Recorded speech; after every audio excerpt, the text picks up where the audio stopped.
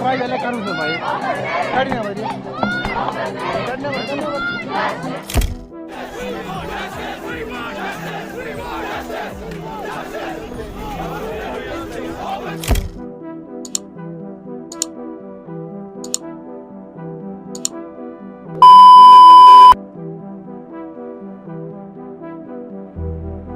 Jammu and Kashmir का एक talented graduate जिसके हाथ में डिग्री तो है और उसने बहुत सारे सपने सजाए हुए हैं, लेकिन सिर्फ एक जॉब के लिए लाइन में खड़ा है।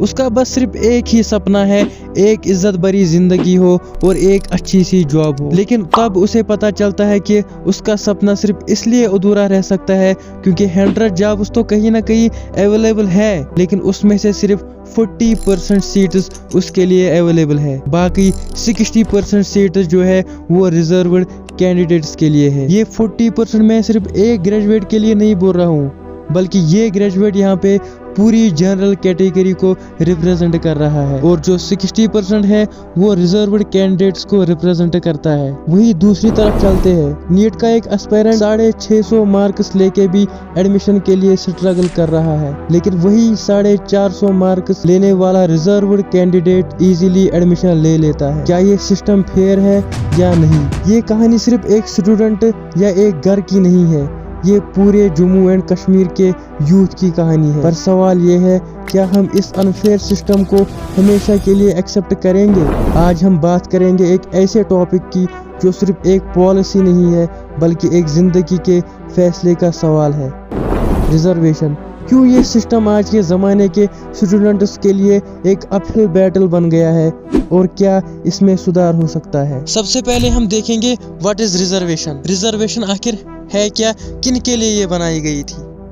रिजर्वेशन एक कोटा सिस्टम है जो इनिशियली उन कम्युनिटीज को अपलिफ्ट करने के लिए बनाया गया था which was backward in terms of social and economic status. Indian constitution के आर्टिकल 15 और 16 के तहत डिस्क्रिमिनेशन को खत्म करने और इक्वल अपॉर्चुनिटीज को इंश्योर करने के लिए ये सिस्टम लाया गया था। लेकिन जम्मू एंड कश्मीर का सिनेरियो थोड़ा अलग है।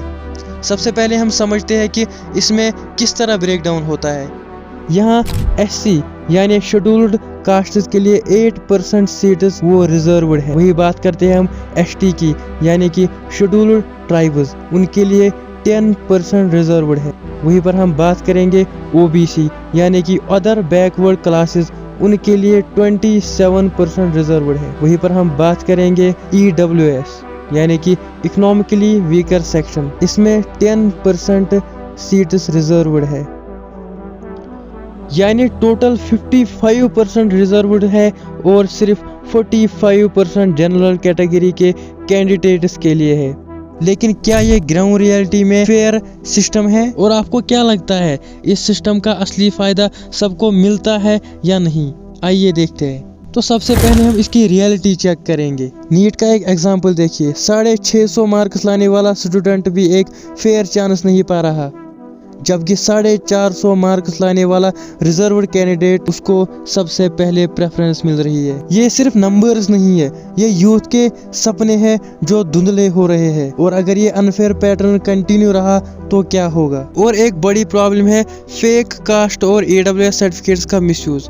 आपको याद होगा कि 2021 में Jammu and Kashmir high court ने एक जुडिशियल ऑफिसर को डिसमिस कर दिया था क्योंकि उन्होंने फेक कास्ट सर्टिफिकेट का इस्तेमाल किया था। ये इंसिडेंट पूरे रिजर्वेशन सिस्टम को क्वेश्चन करता है। आप सोचिए, असली हकदार लोगों को हक कैसे छीना जा रहा है। और अब ये नहीं है कि सिर्फ गरीब लोग ही गलत डॉक्यूमेंट्स दे रहे हैं, काफ़ी एफ्लुएंट फैमिलीज भी अपने आप को AWS कैटेगरी में डिक्लेयर कर लेती है फेक डॉक्यूमेंट्स के जरिए। इसका असर क्या होता है? जो सच में इकोनॉमिकली वीक है वो और पीछे रह जाते हैं, वो और पीछे छूट जाते हैं, उनका हक छीना जाता है। अगर हम बात करें जम्मू एंड कश्मीर की अनएम्प्लॉयमेंट रेट की, तो वो इंडिया में सबसे ज़्यादा है जो कि है 32%।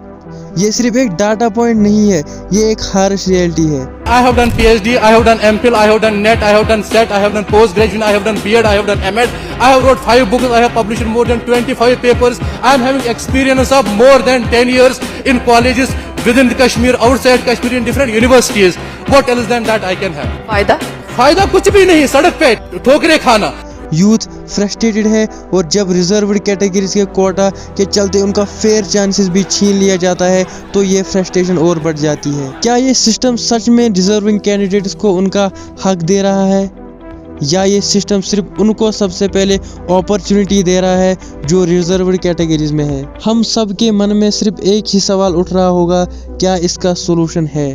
तो इसका जवाब है हाँ। इसके सोल्यूशन कुछ इस तरह हो सकते हैं, जो कि सबसे पहले है इकोनॉमिक बेस्ड रिजर्वेशन, यानी कि रिजर्वेशन कास्ट बेस्ड होने के बजाय फाइनेंशियल नीड पर होनी चाहिए। एक और ज़रूरी सोल्यूशन ये हो सकता है कि रिजर्वेशन का सिस्टम फेयर एंड बैलेंस्ड बनाया जाए। इसके लिए एक 70-30 मॉडल अडॉप्ट करना चाहिए, जिसमें 70% सीट्स उन कैंडिडेट्स के लिए ओपन हो जो मेरिट और क्वालिफिकेशन के बेस पर कम्पीट करे।